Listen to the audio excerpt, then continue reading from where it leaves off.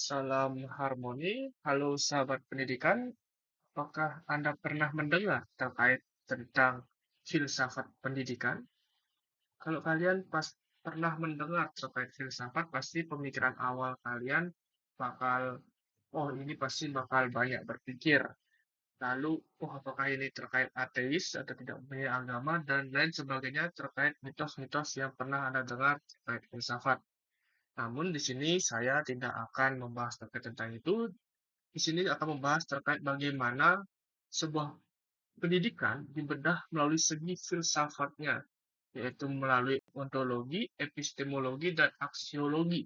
Bagaimana secara menghakikatkan sebuah pendidikan dan apa tujuan pendidikan sebenarnya. Bersama saya, Madelan Ananteja Kurniawan, akan membahas terkait landasan pendidikan, membedah filsafat melalui ontologi, epistemologi, dan aksiologi. Pada topik pembahasan kali ini, terdapat 4 topik, yaitu bagaimana pengertian filsafat secara umum, pengertian filsafat pendidikan, 3 pilar utama filsafat pendidikan, dan simpulan.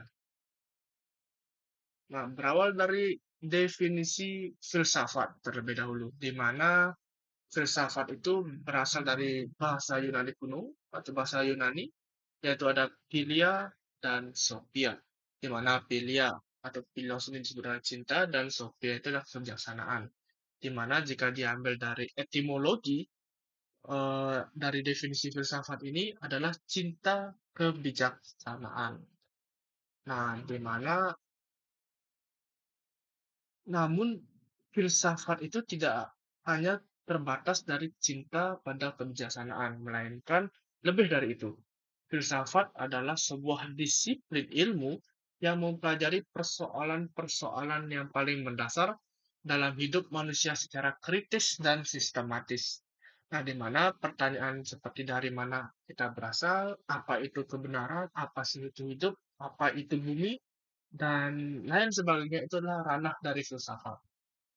Di mana karena kemampuannya untuk bertanya secara mendasar inilah filsafat sering disebut sebagai ibu dari segala ilmu. Karena dari pertanyaan-pertanyaan filosofi ini akan muncul berbagai cabang ilmu pengetahuan modern akhir. Nah, maka dari itu, filsafat sebagai the mother of all science itu biasanya seluruh cabang-cabang ilmu pasti akan terdapat sub yang mempelajari terkait filsafat dari ilmu itu sendiri. Dan khususnya itulah pendidikan, di mana ilmu pendidikan pasti bakal ada filsafat pendidikan. Ilmu politik sudah pasti bakal ada filsafat politik. Baik itu dari ilmu budaya, ilmu hukum, dan lain, ilmu sosiologi, dan lain sebagainya itu pasti bakal ada sebuah filsafatnya dalam sub atau materi terkecil dari ilmu tersebut. Nah, maka dari itu, filsafat itu dikatakan sebagai the mother of all science. Nah, selanjutnya kita bakal masuk ke filsafat pendidikan. Nah, di mana filsafat pendidikan itu sederhananya adalah penerapan cara berpikir filosofis ke dalam dunia pendidikan. Nah, di mana filsafat pendidikan tidak memberi kita jawaban teknis seperti bagaimana cara mengajar matematika, bagaimana cara mengajar IPA, biologi, fisika, kimia, tetapi ia mempertanyakan hal yang lebih mendasar atau fundamental. Nah, misalnya untuk apa sih kita belajar IPA, terus untuk apa sih kita belajar fisika, dan untuk apa kita belajar hukum, untuk apa kita belajar ekonomi, dan lain sebagainya. Apa tujuan akhir dari pendidikan itu sendiri? Apakah untuk menciptakan tenaga kerja yang siap pakai, mencari uang, membentuk manusia yang beretika, membentuk manusia yang kreatif, berpikir kritis, atau untuk hanya sekedar ingin FOMO saja ikut pendidikan, menjalani pendidikan dari SD, SMP, SMA sampai kuliah. Apakah itu tujuannya? Nah, di sini filsafat pendidikan berfungsi untuk memberikan landasan dan arah yang jelas bagi seluruh kegiatan pendidikan.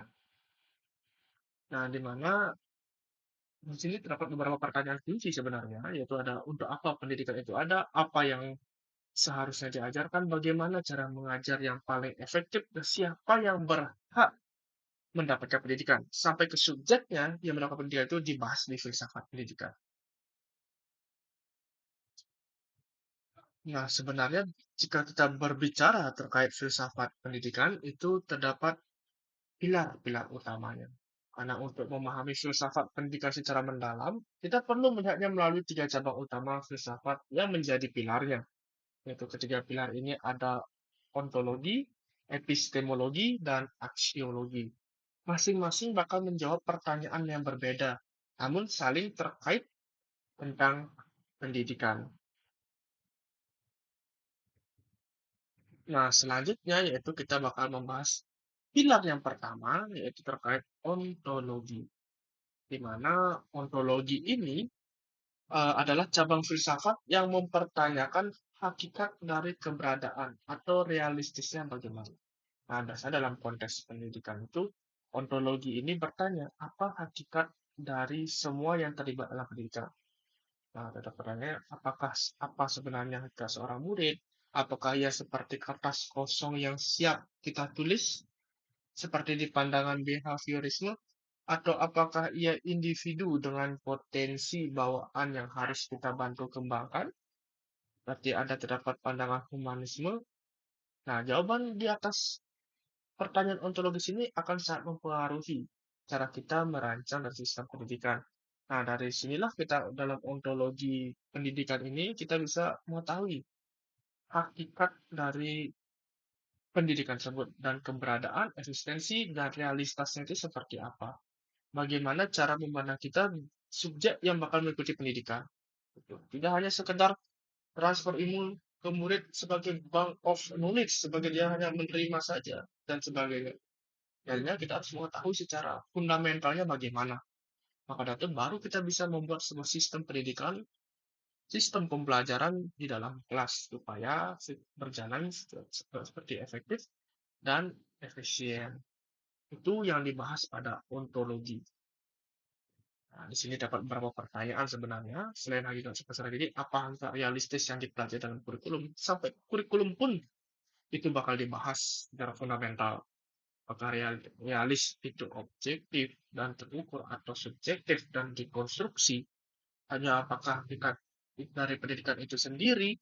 Apakah sekadar transfer ilmu atau proses transformasi diri? Nah, sini kita bakal dilihat fundamental atau dasar kita yang terjun masuk ke dalam sebuah sistem pendidikan seperti itu. Selanjutnya itu ada aspek epistemologi di mana ini adalah cabang filsafat yang membahas hakikat pengetahuan, the nature of knowledge. Nah, di sini pada epistemologi ini merupakan pilar kedua.